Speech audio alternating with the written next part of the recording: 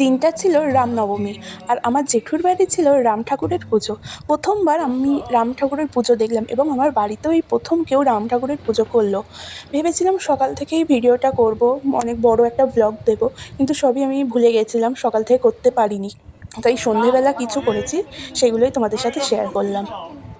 শ্রীমান সদা বিজয় বদ্ধরো শান্তিঙ্করো সদা ফলে নারায়ণ নমঃ নমো মাধব নমো মাধব নমো নমো দত্ত ওম নারায়ণ ওম ভগবান কৃষ্ণ নমো নারায়ণ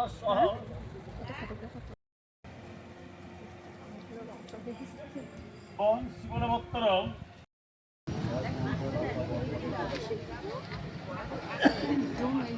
পাতা দিয়ে একটা জিনিস বানাতে পারি।